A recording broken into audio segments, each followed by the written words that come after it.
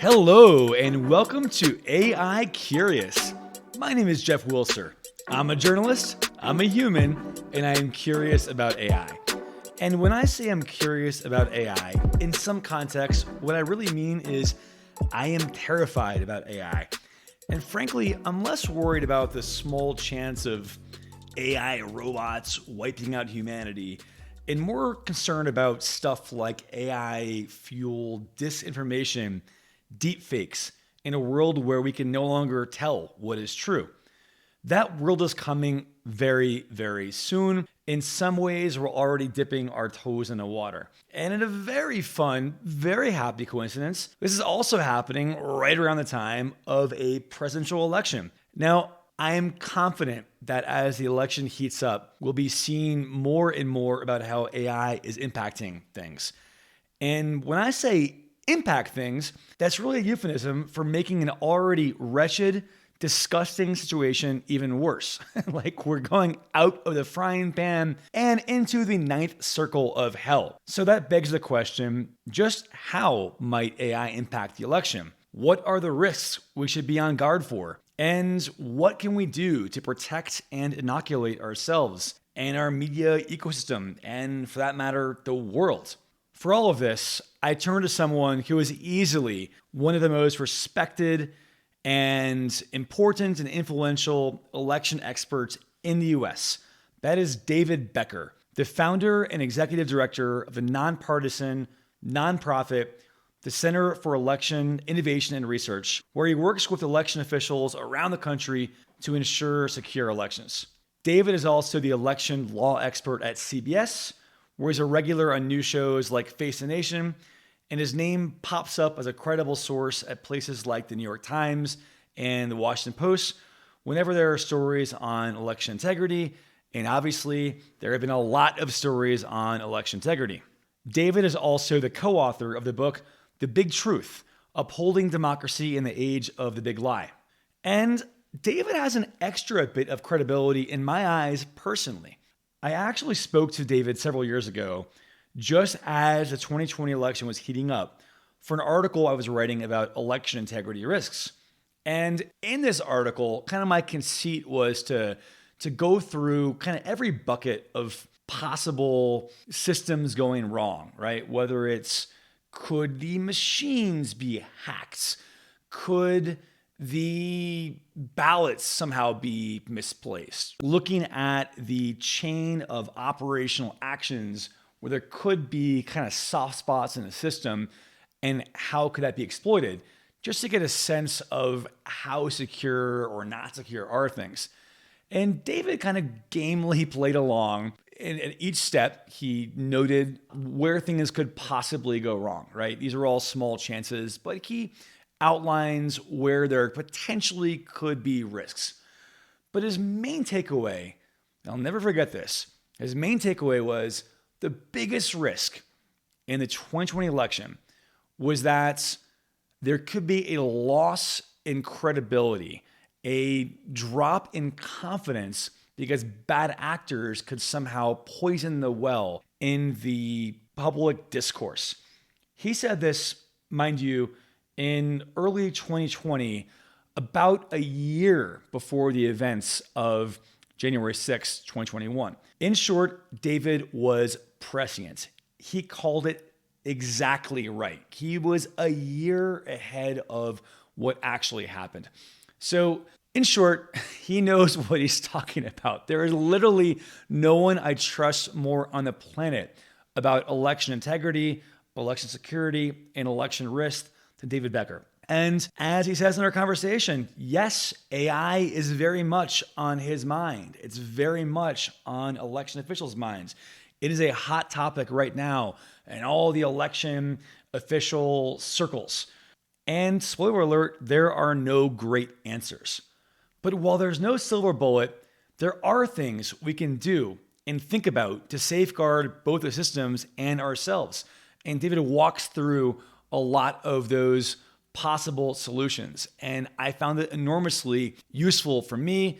I hope you guys get a lot out of it. Honestly, in many ways, this is probably the most topical and important episodes of AI Curious we've done to date, and I'm appreciative to David for the conversation. So please enjoy my conversation with David Becker, the Executive Director of the Center for Election Innovation and Research.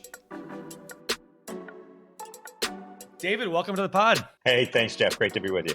So let's start with the CEIR, or Center for Election Innovation Research. Tell us about what that does and what your goals are. Sure. I'm the Executive Director and founder of the Center for Election Innovation and Research. We call it CEIR for short. People can find us at electioninnovation.org. And we work with election officials all around the country, blue states, red states, Democrats and Republicans, to support them providing for elections that voters should trust and do trust. And sadly, over the last several years, we've seen how those two things could be very different. We could have a very secure system with a lot of checks and balances, as we do, and yet still have tens of millions of people who believe lies about our election system. I should say one other big part of our work is we have had to provide for some assistance and protection of those election officials, public servants who are doing a very important job, who in the last 3+ years have come under attack. They're really suffering abuse and harassment and threats like we've never seen before. So a little over 2 years ago, CEIR started a project called the Election Official Legal Defense Network, or EOLDN, and that can be found at eoldn.org. And what we do is we recruit lawyers from all over the country who are willing to serve pro bono for election officials to advise and assist them as they perform their official duties. And while I'm very proud that we can provide that service for these civil servants, I think it's a sad reflection on our current times that a service like that's necessary. It is wild that we have to have those safeguards and protections for something that should be a no-brainer. People are just doing their job and frankly a service to democracy. Like without that kind of infrastructure and that kind of work, like elections can't happen. To that point, David, talk a little bit about what, it's gonna sound weird, but like what election security and election integrity looks like on kind of at a state level. I was surprised when we first spoke several years ago. I was taken aback at how much smart infrastructure was in place, how it's very much a nonpartisan issue, how you had Republicans, Democrats working together on this, and how you had these 17 layers of safety or whatnot. Talk a bit about what the kind of lay of the land is in election integrity, and then we'll kind of pivot into how AI is changing the game. Right. So first of all, what a lot of people in the United States and even more overseas don't understand is how complex our system of elections is in the United States. Mm-hmm. We talk about the 2020 election or the 2024 election, but that's a misnomer. We don't have a 2024 election. We have 10,000 little elections happening all at the same time, all over the country, run by hundreds of thousands of election officials and 1 million or more volunteer poll workers, all run under rules set by the states, which can be different, all held on different technologies. The person in the next county over could be voting on a different voting system. We have very small political geography at the precinct level, where if your street happens to be a precinct line, the people across the street from you could have a completely different ballot than you have. And I think most people who are listening to the podcast will recognize when they get their ballot for a major election like they're going to see in November of 2024, it most likely is going to be multiple pages with dozens of races. That's something the rest of the world doesn't really see. They usually see a ballot with maybe one race on it. Maybe they're voting for the party of their member of parliament. But in the United States, we are voting in so many elections. And it's not just the big elections. Of course, we're holding special elections all the time. It's just a very, very complex system. And we have to understand that complexity makes it somewhat of a challenge for voters to understand and navigate. On the other hand, it also makes it really hard to interfere with a national election. You don't have a single point of entry like a National Election Commission, where if they were governing everything, you might be able to attack them or have a denial of service attack or something like that against them. To attack a national election or even a statewide election, it would involve a conspiracy of hundreds of thousands of people trying to interfere with hundreds of different entry points, and it would almost be guaranteed to be detected. So the complexity comes with pros and cons, but one of the pros is it definitely leads to a greater level of election integrity and a lot more complexity with anyone who would seek to attack it. I was struck when we spoke last time how, when I kind of walk through the various possible points of failure or risks of like, oh, could the ballot machines be broken? Or could there be some kind of virus that corrupts the computers or whatnot? You kind of very good naturedly, gamely walk through each of these one by one and kind of put in context what that risk could be. And as I recall, the takeaway was those are actually pretty small potential risks, and the risks that you guys for years have worked hard to minimize, and you have so many checks and balance in place. But the real risk ultimately is a loss in confidence of the system, especially if that is driven by misinformation. And of course, that gets to our main theme in a bit. But can you elaborate a little more for the listener and kind of do a better job than I did in my in my poor man's way of unpacking why it's the case that things like the ballot boxes being rigged or a computer virus um, infesting the count and mucking things up. Kind of summarize why that's less of a concern than the average person who's not paying attention might fear. So you actually did a really nice job. It's important to recognize that no election is perfect. You have a process where we have 160 million, perhaps, people doing the same thing at roughly the same time in a system they're not very familiar with. Most voters, we only get over 50% of eligible voters voting in an election once every 4 years. So this is something for a lot of people, maybe a third of all the voters who are voting in November, that'll be the first time they've shown up to vote in 4 years. In the Mm-hmm. meantime, they might have changed machines. They certainly have changed congressional districts, and because we've had redistricting since then. So there's a lot of complexity to this, and it's never going to be perfect. We've got a process run in 10,000 different jurisdictions by 100,000 poll workers with 1 million volunteers. If everything went perfectly, it would be a miracle. Mm-hmm. Mm-hmm. But what that has led our system to do over time is to build in a set of processes. And these are not necessarily technological processes. A lot of these are human processes that are designed to serve as checks and balances to make sure that if something goes wrong or when something goes wrong, we can recover, we can mitigate those circumstances. So one of the things that's often been used by those who are pushing disinformation in our system is they like to talk about the complexity of our Yeah. elections. They like to talk about how we have different laws and different rules all across the country. And that way they can say, oh, well, the state where I won has the best rules, but the state where I lost, they're a Hmm. mess, and you can't trust anything that happens there. When in reality, there's a lot of commonality, even though it's so complex in what these states are all doing to protect elections. And we're doing it better than ever before. Thank you for unpacking that. And to the listener, I know we're spending a lot of time on this before we get to AI land, but I think it's important context. I think the main takeaway here is the elections itself, the actual infrastructure, the apparatus, the human beings involved in it, layer upon layer of top-notch security. Perfect? No, nothing's perfect, but solid. The biggest risk of all of this, and now we'll kind of pivot into scary AI lands, is disinformation, is losing trust and confidence in the system. And that could happen in a variety of ways. We saw it happen in 2020 in obvious ways we all know about. But now, in the last 4 years, since then, we have a fun new toy that everyone's playing with, and that's AI. So, David, I know you're not an AI expert, but you're a democracy expert who is fluent and savvy with issues around AI. And you, of course, you're up to speed on the possibilities of AI. So, what concerns you about how AI might be deployed in the 2024 elections? Yeah, this is a big topic. I'm really glad you reached out because it's something I'm still learning about and thinking about. Because one of the things in election integrity writ large, we never want to just be protecting against the last threat. We want to be Yep. thinking about the next threat. And I'll tell you, in the election community, there's a lot of conversations going on a lot about AI. There's a lot of uh, uneasiness about what AI might bring.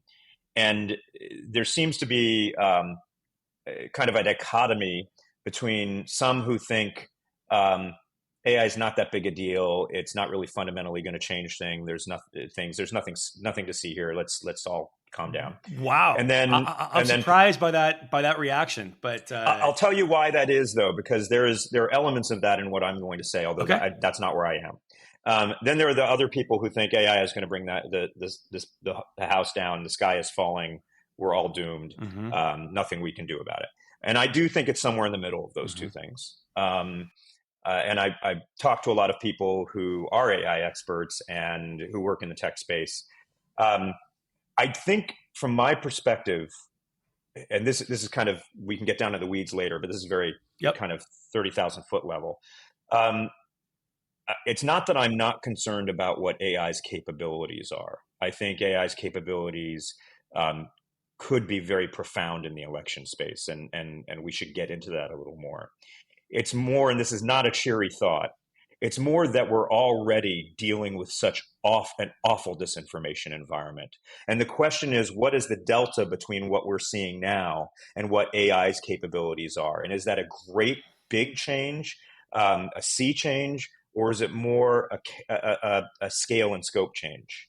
And I tend to think it's more the latter. Hmm. And that's not because I'm sanguine about where AI is and what it could do. It's more because what I'm seeing out there is very, very bad already. Yeah. So, for instance, think about there was just a court decision where Rudy Giuliani was found liable in order to pay $148 million in damages for disinformation he spread that ruined the lives of these two poll workers, Ruby Freeman and Shay Moss, in Fulton County, Georgia. Mm-hmm. And the origin of that lie was from a clip of video of them taking out a standard batch of ballots to begin processing it, because that was their job, and that happens hundreds of thousands of times all over the United States on election night. Yeah. And disinformation was spread about that piece of video. They were identified as by name by people who were spreading that disinformation. They were then targeted for harassment and threats after that. And none of it was AI driven at all. It was a legitimate video. It hadn't been altered in any way. It Mm-hmm. was them on the video. It was just that people were told that they were doing something that was totally false. They were told that there was this suitcase of ballots, right, that they had found and were stuffing the ballot boxes with. Um, that was debunked almost immediately as soon as it came out, and it's still being spread on social media today. It's still being spread all over the internet. Rudy Giuliani, even after he was found liable for nearly $150 million, continued to spread those lies Double outside the down. courtroom. Right. Jeez. So, so the question, I think AI does potentially raise some additional risks to that kind of disinformation, but I also think, gosh, think about what these women went through already just with this having been out there, an actual piece of video that hadn't been altered in any way, that didn't need the kind of laser focused targeting Mm-hmm. that maybe AI could assist with. It already did that level of damage to these women's lives and to the perception of the integrity of the election in Georgia and nationwide. Yeah, you're right. It's hard to tell if that's a good glass half empty or glass half full there, in the sense of, well, we're already in a dark place. How much I darker think will it's it get? glass half empty, I but I I I'm I not sure. I, Yeah. I agree. Yeah, maybe glass 2/3 empty. So let's talk about deepfakes a bit. One thing I remember reading prior to 2020 election, and I'll find the article and put it in the show notes. I believe in the Washington Post, a piece about kind of that was speculating how deepfakes could impact an election. And I will go to the grave remembering this example of the thought experiment was, imagine Biden and Trump have a debate. Biden, by most accounts, in the immediate aftermath of the debate, Biden, quote, wins the debate. Now, we could argue, are we at all in a world anymore where people would have a consensus on that? But put that aside. Let's imagine, if you will, that the middle, the independents, think Biden won the debate, right? Then an hour later, a video is released showing Biden getting the questions of the debate in advance. So the video seems to be proof that Biden cheated. Instantly, his quote victory is nullified. It's ricochets around Twitter, X, what have you. Suddenly it's like, oh, Biden's a crook.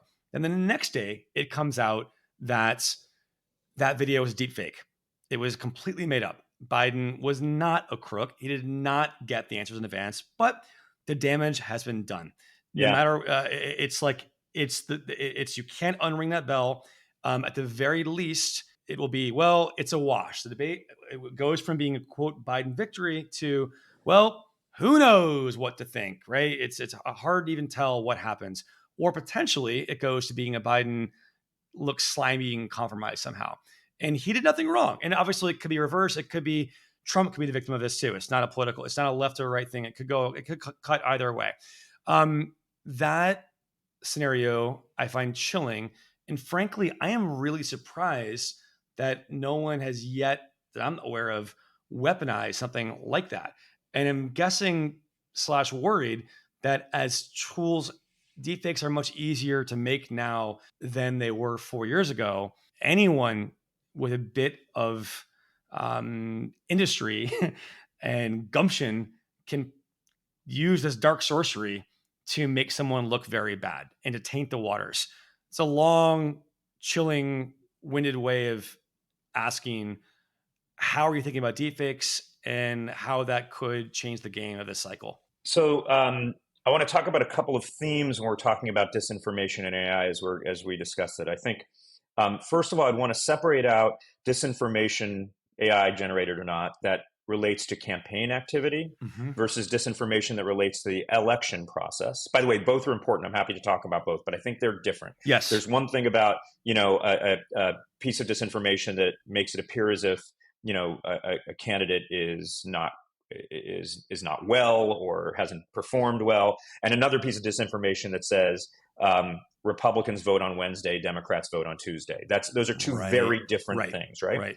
And then I'd also want to differentiate between, in timing, in two categories: disinformation that it could occur before the polls close, that could impact how and whether voters choose to vote, and disinformation that occurs after the polls close that could affect how the nation as a whole has confidence in and accepts the results. I think those are different things. Yes, and both matter, certainly. And right. We saw so I've got, we saw a big heaping dose of that in 2020 of the post polls closing problems. Go on. Yeah. So time and character, right? There's those are two variables. And another thing that has struck me quite a bit as I've watched the disinformation environment over the last few years is that the job of those who are trying to support democracy, people like myself, and especially the election officials all over the country, is really hard. They need the citizens to believe the truthful information. They need people to know how and when to vote properly. They need people to accept the results of the election so they don't get angry and possibly are incited to violence. We all want, as citizens, for people, regardless of whom they're going to vote for, to get accurate information about the candidates and options that are out there. That's what the good guys are doing, the people who are supporting democracy. The bad guys are pushing disinformation out there. And while they might be very happy if we believe the particular piece of disinformation that they push out, they win even when we just doubt the accurate information. Yes. If we just get to the point where we say, well, I'm not sure what is true, and you raised it with this debate hypothetical, which is a really good one. If you could ever actually say this one person won the debate, and let's say objectively the vast majority of the country believed it, and you got to the point where the opposite impression was being pushed out there, and the result was the majority of people who were on the fence or using that information to decide who to vote for ultimately decided, well, I don't know what happened, so I'm going to throw all this out. You could also imagine this in something more objective, like, we've a lot of focus has been on Biden's age lately, but Donald Trump is only 3 years younger. They're both They're both senior citizens. And you could see disinformation spread about either one of them in terms of how healthy they are, Mm-hmm. whether they had some kind of episode out in public. And again, what if we get to the point where you don't necessarily even have to believe that information, but you just have to say, well, actually, I don't know whether he's healthy or not. Yeah. And that is a real challenge in this space as we're thinking about mitigating the effects of the disinformation wave, AI driven, some of it, if not Mm-hmm. most of it, that we can say with almost absolute certainty is going to come in the next year. Are you surprised there has not been more explicit weaponization of AI and deepfakes for malice like that? I think to some degree it's the bad actors looking for the right moment. I mean, you know, if you put out disinformation now that Biden was frail and on his deathbed, the amount of time that Biden would have to demonstrate that he's not frail and on his deathbed is a pretty significant amount, right? Mm-hmm. So picking your spots to maximize the impact and to minimize the ability of the people pushing accurate information to respond, I think is an aspect of that. And also, you know, we should talk about this when we're getting into the dangers here with AI generated disinformation.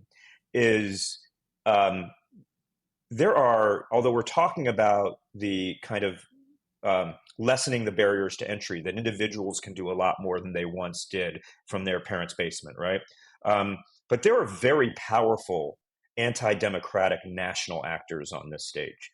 Russia, with a vast budget, is heavily invested for a variety of Yep. reasons in seeing a particular candidate win the presidency. To some degree, other nations, and this is true in just in the disinformation space in 2022, in a report the DHS just put out, China and Iran also joined Russia in spreading a ton of disinformation in 2022. We know that's been going on over several election cycles. Now, they might not necessarily have a particular candidate they want to have win. They are definitely invested in getting Americans to distrust Mm-hmm. their own democracy and to distrust whether democracy can serve them. So the domestic actors who are pushing these lies and using AI to generate disinformation are actually, whether intentionally or unintentionally, doing the work of dictators in Beijing and Moscow and Tehran. And to your point, David, it's already happened. I mean, in a way, Russia backed organizations that use the algorithm to kind of effectively hack the election by, has now been documented at length, by kind of pitting certain groups of Americans against other groups by like hyper targeting ads and Facebook messages, using that's basically using machine learning and AI that kind of power the algorithm, right?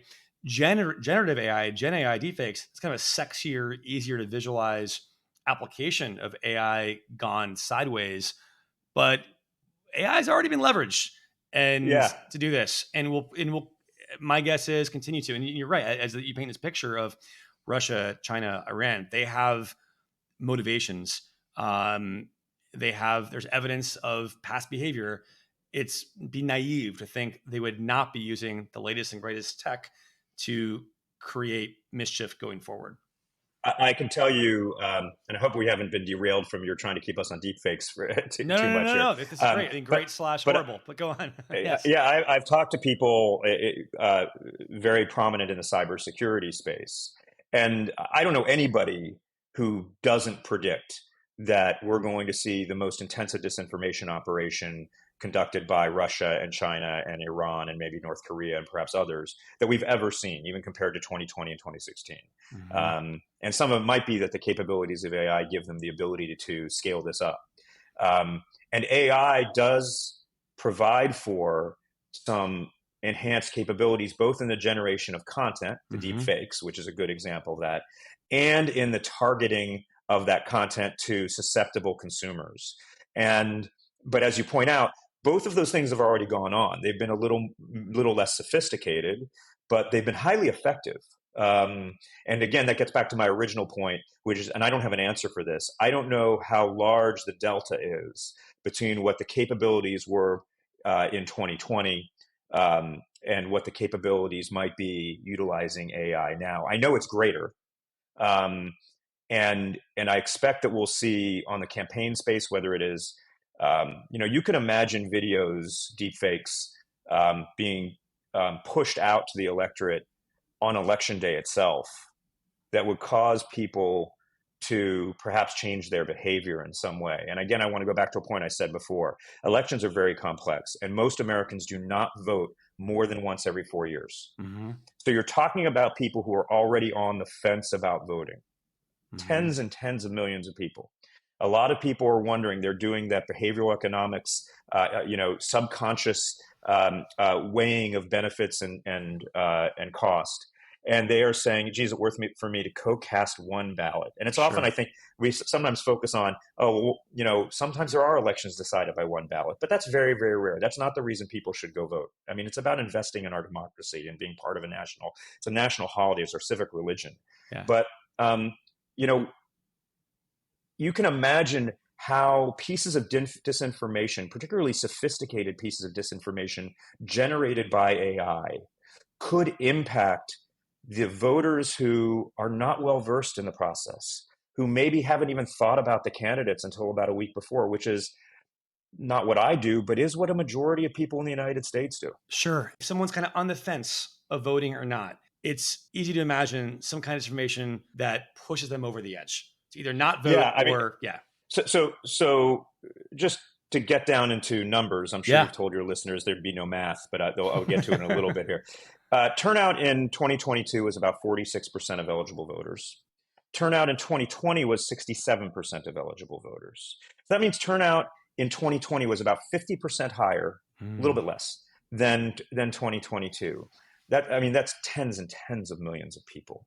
And real information works on them. If it's raining outside, that will reduce turnout on election day. That's real. They're not lying to them. They're getting wet. But imagine if disinformation is pushed that says voting is at a different location than it actually is, that there are long lines at the actual polling places when the lines are actually moving very fast and there's no long lines. Imagine there's disinformation about traffic that goes on that makes it appear. Anything that could just add another pebble to the burden side, to the cost side of going out and voting, might result in voters self-suppressing. And and that could be finely targeted as well. That could be targeted at individuals, not just geography. The old school version of this is people putting flyers on cars in neighborhoods where they thought the other party had strength, saying, voting is at the wrong place, or your party votes on Wednesday, right? That's really low tech and probably had a limited impact and could be debunked pretty easily. Mm-hmm. But if you're targeting this not at the geographic level or the precinct level, but you're targeting this at the individual level with high degree of certainty, and you've also got enough data to say, oh, this person has a longer way to go from their precinct, so we're going to target them with traffic disinformation. And this person has a little bit closer, so we're going to target them with line disinformation, make it seem like they're going to wait a long time because we think that'll be more effective. And I'm very worried. I got to tell you, I don't even like talking about this because I think I don't want to provide a roadmap for individuals, but I do think to some degree, especially with the nation state actors, they're very sophisticated on this kind of stuff. And perhaps even, you could even see candidates either intentionally or unintentionally providing content that could be used in that sense. I'm glad you brought up terrified that you brought up targeting the election. That gets kind of back to your 2x2 grid you brought up. There's the disinformation of candidates, and then in a campaign, and then disinformation on the actual election itself. And it sounds like what you described would kind of fall in the bucket of questioning the integrity of the election or just suppressing voters. Without giving a roadmap, I don't want to create a playbook for bad actors here. What else in the election kind of bucket concerns you about possible misinformation? So I'm not going to go into too much detail, but all of the things that I talked about, the reasons that we're certain that the election is secure and all of the checks and balances that are in place, there are also little tiny hoops that voters have to jump through every step of the way, right? They have to figure out how to register to vote. They have to make sure their voter registration is up to date. 1 in 3 Americans moves within a 4-year period. So about a third of all Americans, if they haven't updated their voter registration, to all your listeners, go online. Most states have a place to do this. Check your voter registration. Make sure it's up to date. That's the single biggest factor in determining whether or not you're going to have a problem at the polls and it's going to take longer for you to vote. So figuring out how to register to vote, keep that accurate. Figuring out how to vote a mail ballot if you want to get a mail ballot and returning it in time. Figuring out how to return it either by mail or dropping it in a drop box. Figuring out how to vote early and where your early voting site is. And your early voting site is going to be different than your election day voting site. These are all little small burdens, right? We do these things because they add to integrity, but let's be clear, voters have to know how to navigate them. Sure. And for people who don't do this very regularly, that can be a challenge. That's in the best case scenario.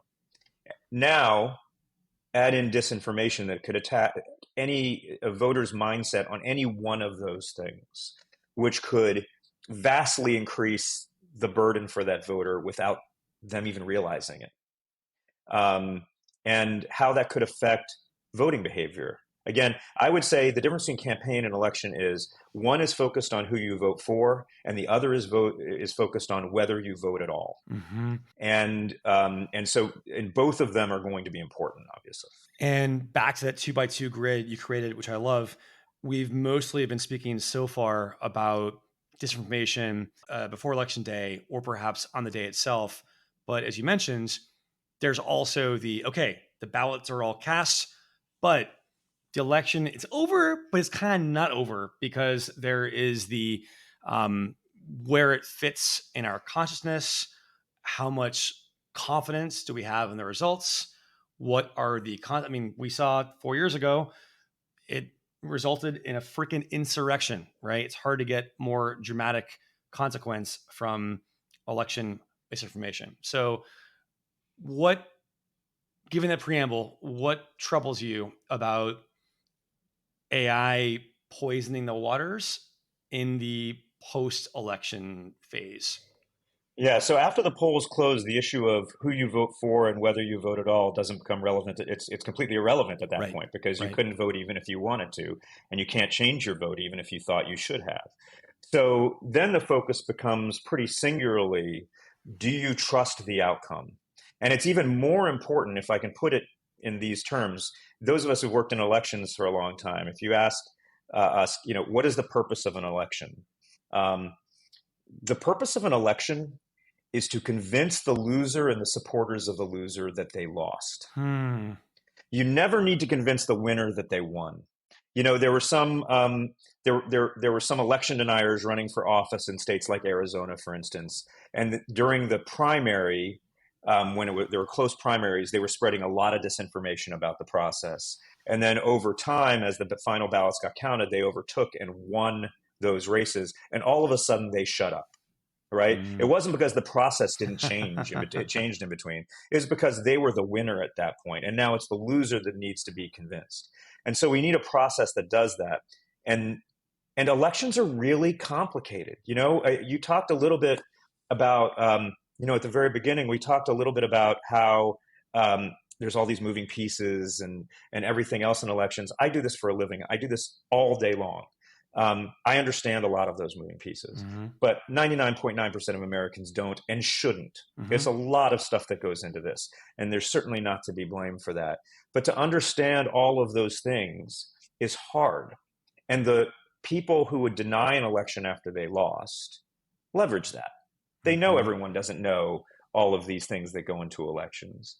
And they know people can be made angry because, look, it sucks having your candidate lose an election. I don't know a single American that hasn't been in a position where, a candidate they really wanted to win lost. Well, especially if you think for whatever reason, if you've been by people you trust, you think your candidate rightfully won and had it stolen, that's understandable outrage. I actually think it is if you're in this, if the prism that you're viewing the world with through that prism if all of your news and people trusted sources say, hey, your person actually won, it's hard to actually have beef with that mindset if they legitimately thought that their person actually got screwed over. So it's tricky. It's such a good point.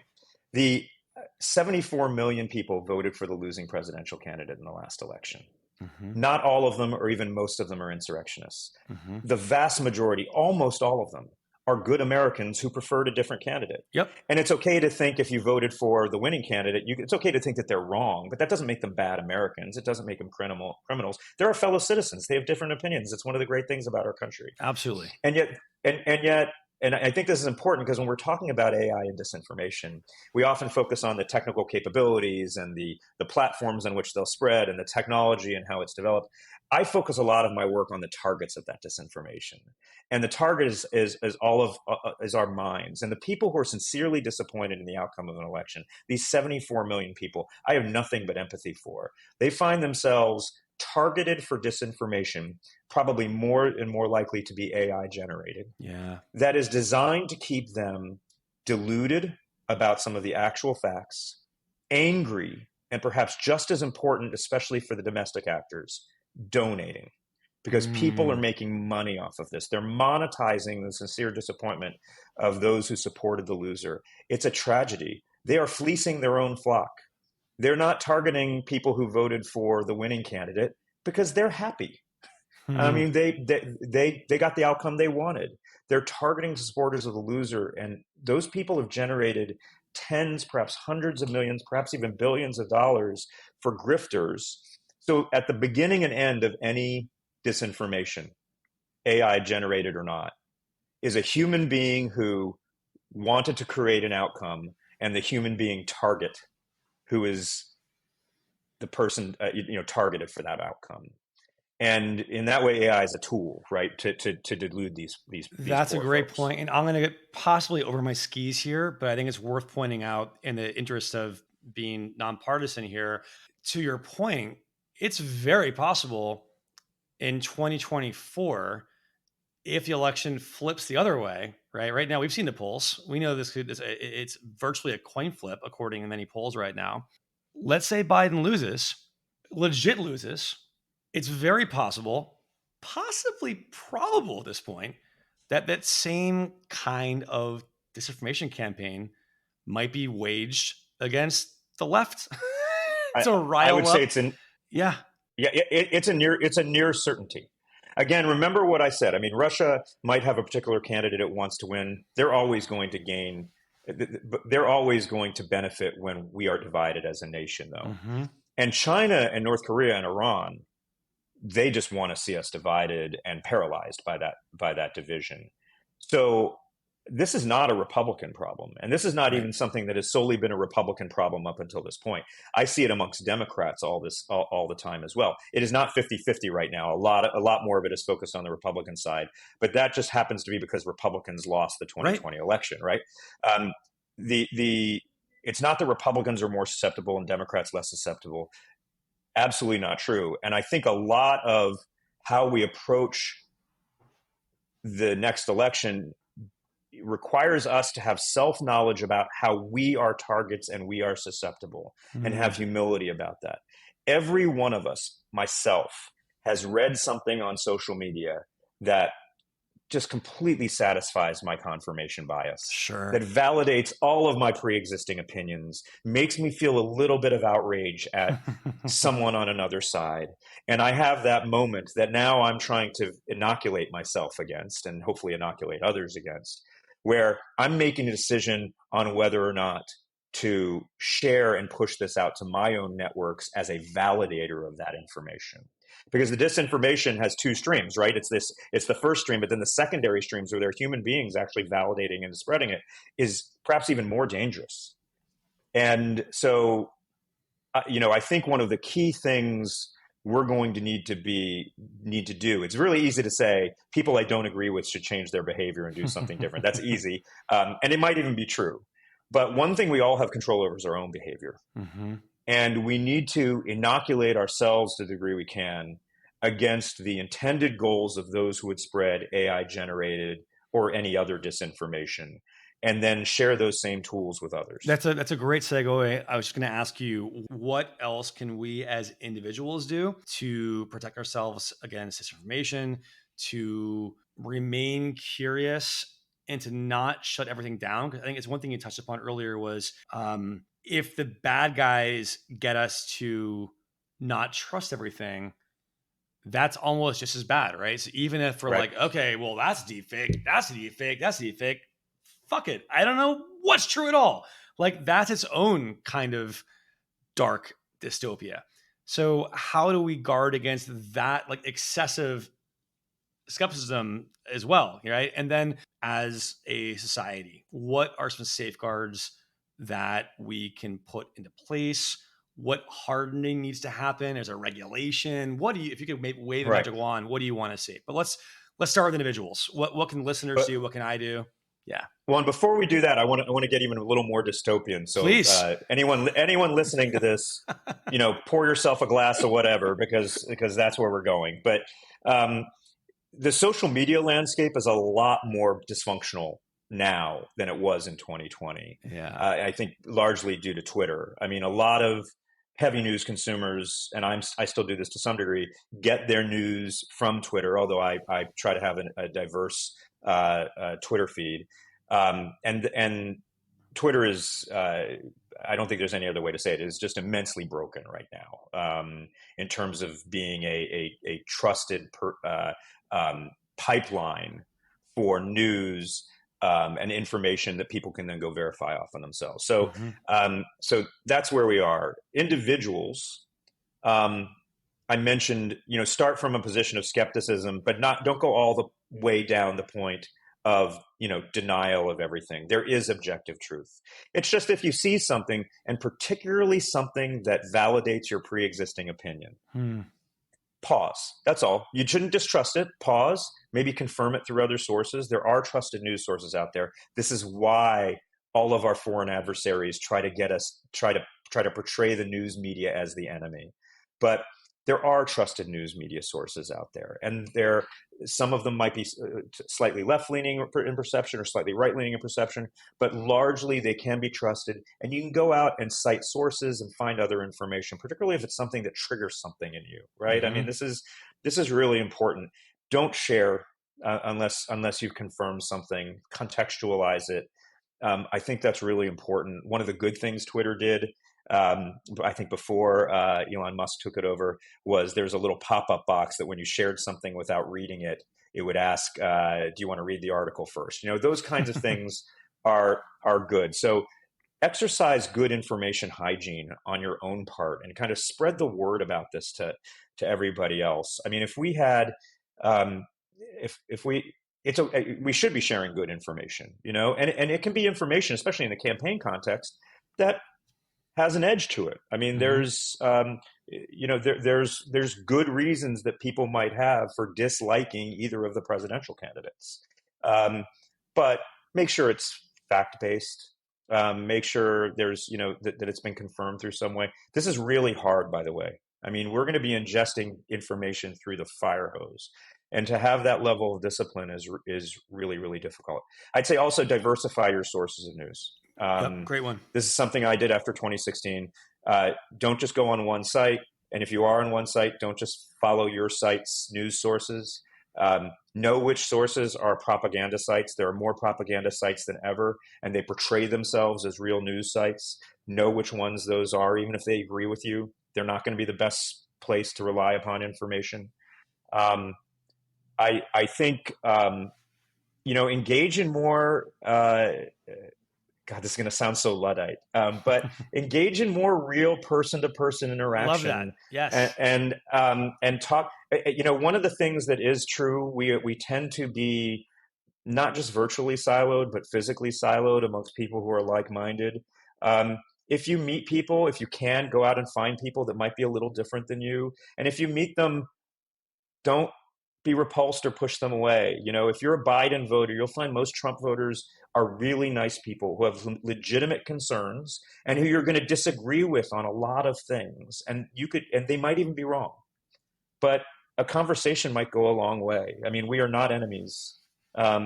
up I until co-sign that 1000%. and I just also want to acknowledge it's hard. I mean, it's really hard to do. I mean, I don't want to get too political, but or pie in the sky or kumbaya, but I think there is an opportunity for us to just say we reject the idea that as Americans, people who disagree with us are our enemies.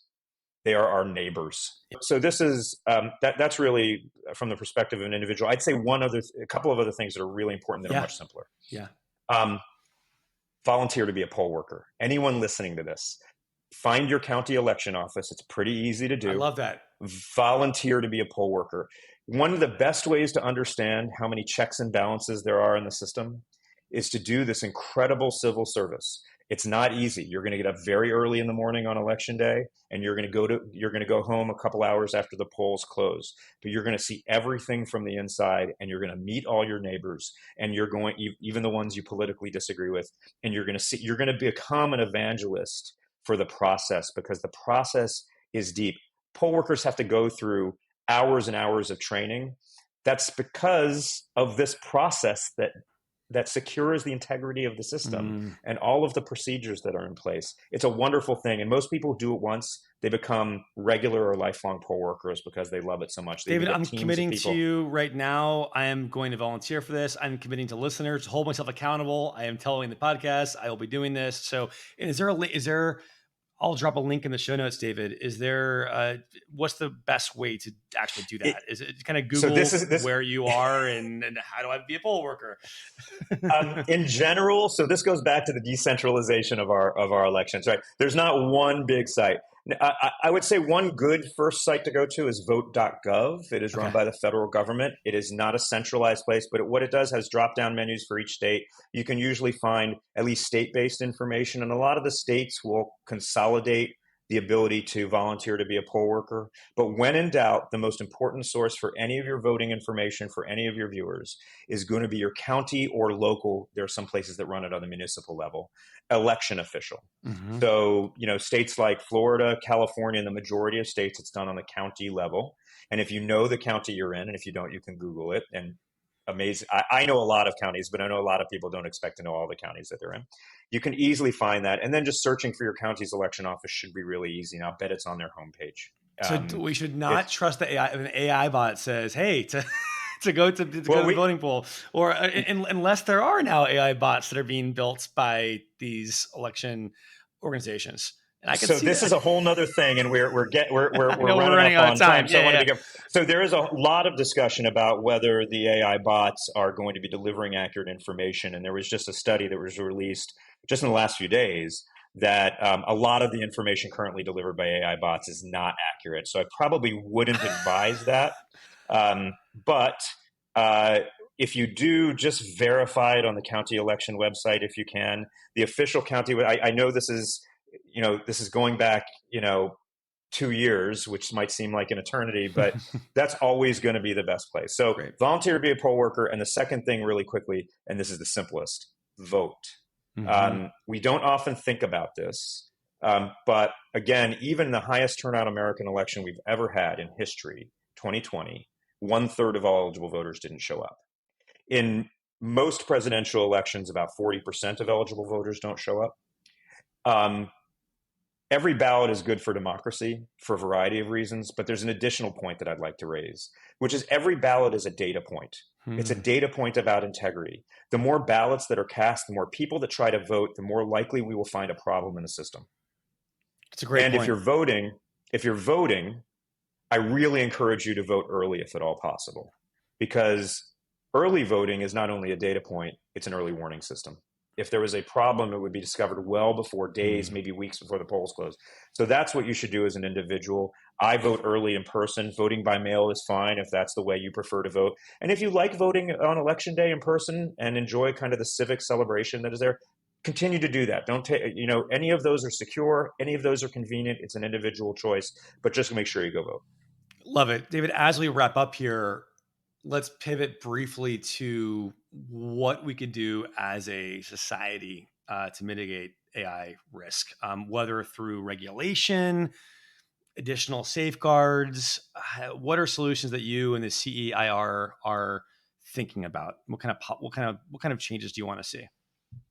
So I would first want to say that I don't consider my organization, CEIR, and myself as experts to the degree that I would prescribe particular regulatory fixes here. I do think that we should have reasonable expectations about what we can do when. I think it's very unlikely that there's going to be any regulatory reform that could take effect and have a positive effect in time for the 2024 elections at this point. Mm-hmm. I also think a lot of the purveyors of AI-generated disinformation are outside the jurisdiction of the United States. So we're going to be really reliant upon platforms upon which the disinformation might spread. And one of the things that I think has been of great concern is there has been somewhat of a retreat of government and the platforms from regulating known disinformation in the spirit of the First Amendment. And certainly the First Amendment creates challenges, but they're challenges that are worthwhile. We all love the First Amendment. However, there's a point at which speech is no longer protected, and where it becomes dangerous for some reason. And within that realm, I think it'd be appropriate to regulate, or at a minimum, flag disinformation. Mm-hmm. And I've heard some interesting proposals about digitally marking AI generated information and others. I think those are, from what I've heard of them, I'm very much a fan of them. I don't yet understand enough about how a regulatory framework or how technologically it would work and how it would be enforceable. I think for the short term, we're just going to have to recognize the fact that disinformation is a part of the landscape. AI-generated disinformation is likely going to change the scale and sophistication of this disinformation. And where my work is largely going to lie is on informing and educating and inoculating the targets of that disinformation against it. And I'm hoping that probably some of the other people you talk to in this series are working on the kind of the supply side Mm-hmm. of that, the actual generation of this content, so that if we could get to the point where there was some kind of Better Homes and Gardens seal of approval on information that is absolutely accurate and people could rely upon that, and anything that didn't have that or had some kind of watermark indicating it was AI generated could be marked in such a way so it could be doubted if voters chose to do that or citizens chose to do that. That would be wonderful. Well, David, thank you so much for doing this tireless, thankless yeoman's work of protecting things the best you can and helping us to be better informed, better inoculated against disinformation. This was massively insightful. I learned a ton. I'm sure our listeners did as well. Thank you so much for sharing all of this. Thank you too, Jeff. And thank you for all you're doing as well to talk about these issues, because there are people like me who are constantly informed by the work that you're doing and other journalists and technologists are doing out there. Thank you, sir. We'll be in touch. Take care. Thanks again. All right. Thanks, Jeff. So there you have it. Thanks again to David Becker. I am sure this is a topic we'll be coming back to again and again as the election looms ever closer. I hope my prediction is wrong. My prediction is that there will be something that goes extremely sideways. AI will have a dark cloud over things. It's going to be bleak. I really hope I'm wrong. In the meantime, my usual spiel, please rate this 5 stars. Write a review. Say you like it. Say you hate it. Say you hate my guts personally. Actually, no, you can say that. Say whatever you want to say. We're all about transparency here. Make sure you hit subscribe, all that good stuff. Thanks again, and we'll see you next time. Take care.